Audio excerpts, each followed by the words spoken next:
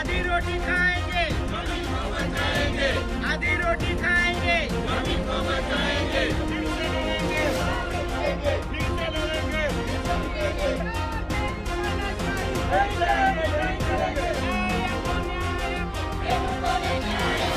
सरकार तेरी तानाशाही नहीं चलेगी, नहीं चलेगी। નમસ્કાર, આપણે અત્યારે જે છે એ બિલીમોરાના નાંદરખા ગામે છે. અત્યારે આપ જોઈ શકો છો એ બુલેટ ટ્રેનનો પ્રોજેક્ટ છે. બુલેટ ટ્રેન પ્રોજેક્ટની અંદર જે એલએનટી કંપની છે, એલએનટી કંપની સાથે કરાર કરવામાં આવ્યા હતા, પરંતુ કરારને મુજબ જે પ્રમાણે ખેડૂતોને વળતર આપવું જોઈએ એ વળતર આપવાનું નથી આવ્યું તેવી એક ખેડૂતોની પ્રશ્ન છે અને એ લોકોની માંગ છે. ત્યારે અનંતભાઈ પટેલ પણ એ ખેડૂતો સાથે આવ્યા છે અને ધરણા પ્રદર્શન અત્યારે કરી રહ્યા છે. આપણે સીધી વાત કરીશું. અનંતભાઈ, શું માંગ છે અને શું આ લોકો જે એલએનટી કંપની છે એને શું મનમાની છે?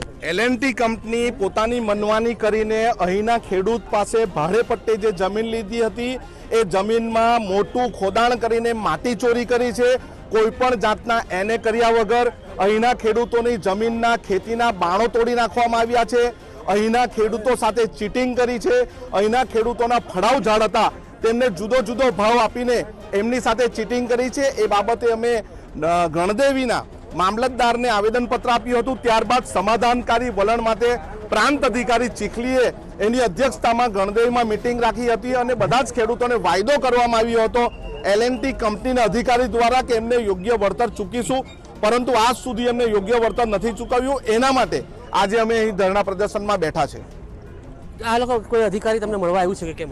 ના, અમારી પાસે કોઈ અધિકારી આવ્યું નથી. ખાલી આ ભાજપની સરકાર દમનશાહી વલણ અપનાવીને અહીં પોલીસને મૂકી દીધી છે. પરંતુ અમે મંજૂરી માંગી હતી, અમને જો મંજૂરી નહીં મળશે તો અમે બીજા સ્થળે પણ બેસશું. પરંતુ હવે અમે આ કંપની પાસે મંજૂરી માંગશું કે તમને અહીં રહેવાની કોને પરવાનગી આપી એ ખેડૂતોની સાથે માંગશું. અમને અહીં નહીં બેસવા દેશે, સામે બેસશું. ત્યાં પણ નહીં બેસવા દે તો અમે મામલતદાર કચેરીનો ઘેરાવો કરીને ત્યાં બેસીશું.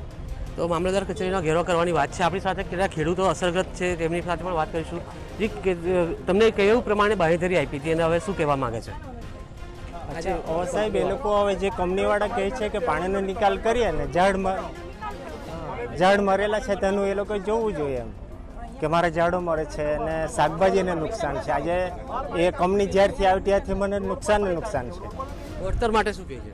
વળતર માટે હવે જે લોકો નક્કી કરે તે પ્રમાણે શું કેવું છે તમારું આ બાબતમાં? આ વળતરમાં એવું છે સાહેબ, આ લોકોએ અમુક ખેડૂતોને જ્યારે આ વાત કરેલી એલએનટી કંપનીનો જ્યારે પ્રોજેક્ટ આવ્યો ત્યારે તે સમયે એવું કીધેલું કે બધાનું સરખું જ કરીશું એમ, પણ ત્યારબાદ એક પણ એ લોકો કે નિયમનું પાલન કર્યું નહીં ને બાકીના બીજા બધા ખેડૂતોને વધારે પૈસા આપ્યા, 7-8 જણાને.